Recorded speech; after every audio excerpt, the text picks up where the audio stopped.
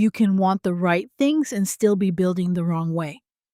And the gap between what you say you want and how you are actually moving is where most of the confusion lives. You cannot keep saying you want peace while practicing patterns that are built on pressure. You cannot keep saying you want integrity while making little compromises every time it is convenient. You cannot keep saying you want a godly life, a healthy marriage, a grounded business, a strong mind, and then keep choosing strategies that are shaping you into someone who cannot carry any of it. At some point, we have to stop blaming everything outside of us and ask a harder question. What if the strategy is the problem? Hey, tribe, welcome to another episode of the Becoming Her podcast. This is your host, Faye Jones. And today we are talking about something that reaches far beyond business, far beyond productivity, and far beyond the little systems and routines people love to obsess over. We are talking about this question: what if your strategy is the problem? And I want to be clear from the beginning. I am not only talking about business strategy, I am talking about life strategy. The patterns you use to get what you want, the way you move through relationships, pursue goals, handle conflict, build, cope, make decisions. Because one of the patterns that really bothers me is how often people say they want one thing, but then their actual choices are in total contradiction to that thing. Not a small contradiction, the kind that keeps producing confusion, disappointment, and exhaustion, and then people act shocked by the fruit. They say they want a business with integrity, but the moment things get tight, they cut corners. They tell themselves God understands. They tell themselves they had to do what they had to do. Or they say they want a godly man, a man who will lead, who loves the word, who prays. But then, when that man actually shows up and he wants to honor God, all of a sudden, that becomes a problem. His convictions are inconvenient. His standards are inconvenient. Do you see the inconsistency?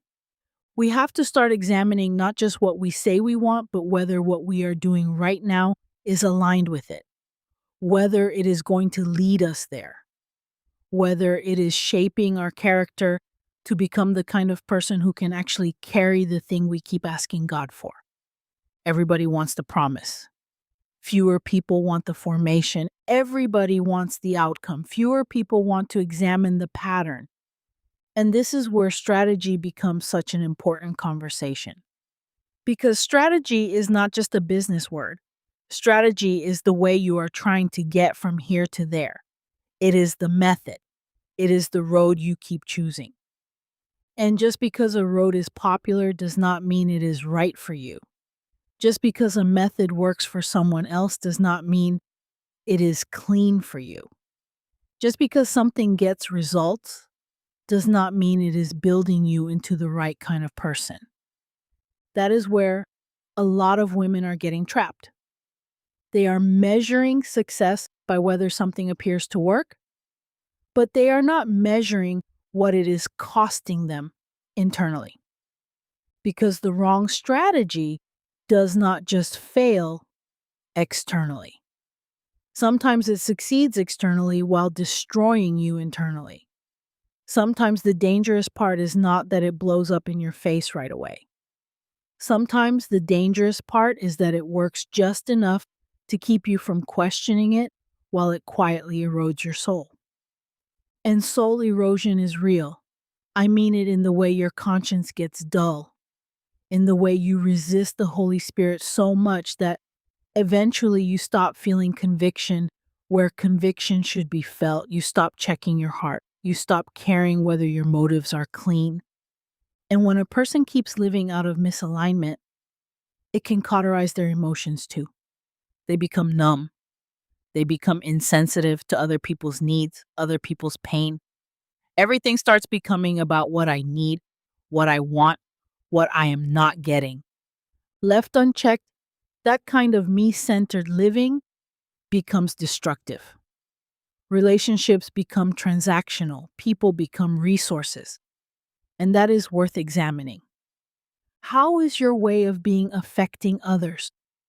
How is your posture affecting your marriage? How is your attitude affecting your children? How is your inconsistency affecting the people who have to do life with you? These are not light questions. And I think a lot of women have been deceived into living compartmentalized lives.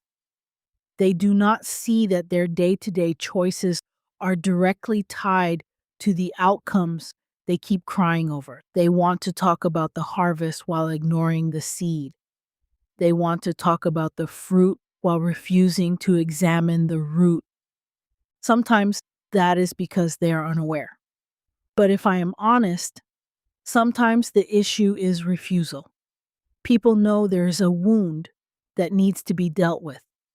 They know there is pride there, insecurity there, fear there, but they do not want to touch it because dealing with it is costly, because it means letting go of the very identity they have been clinging to.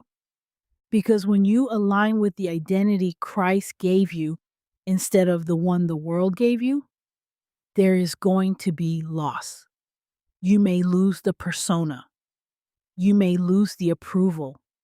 You may lose access to spaces where you used to feel like you belonged. And some people want belonging so badly, approval so badly, relevance so badly, that they will hold on to dysfunction even while it destroys them. They will protect the thing that is killing them because that thing has become identity. That is why heart checks matter. That is why the word has to examine us. And that is why our strategies for life, not just business, have to be brought before God regularly. Lord, search this. Is this your heart or just mine? Is this wisdom or fear? Is this obedience or ambition? Is this clean or have I normalized something that is slowly deforming me? Those are grown questions. Now, the Bible tells us there is wisdom in counsel. There is a place for learning, for getting trained, for understanding how things work. I am not anti wisdom, I am not anti systems. But the Bible also tells us there is a way that seems right to a man, and in the end, it leads to destruction. So both things are true. Wise counsel matters and discernment matters. Learning matters and surrender matters. Skill matters and obedience matters. One of the biggest mistakes people make is replacing discernment with expertise. They find someone successful, they find a proven framework, and they assume that because it works in the world, it must automatically be right for them. When you belong to God, you have to leave room for Him to interrupt conventional wisdom. Sometimes He will use systems that already exist. Sometimes He will tell you to do something so unconventional that people will call it foolish.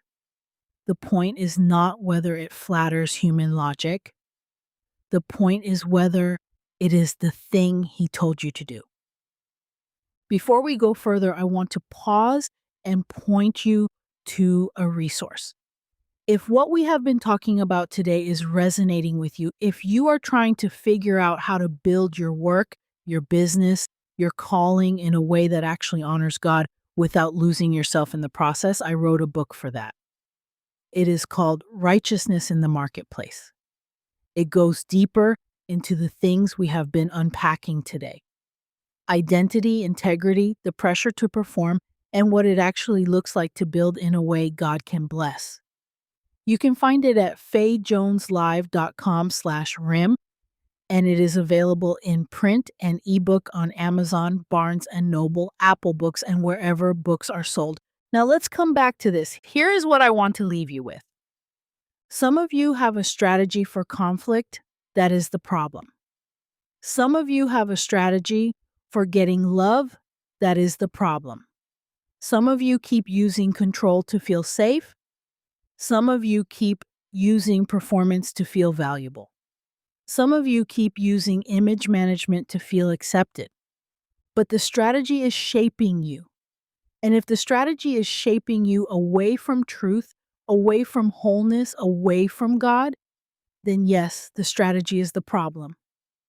So here is what I want you to sit with this week. Tell the truth about the fruit, not the imagined fruit, not the promised fruit, the actual fruit.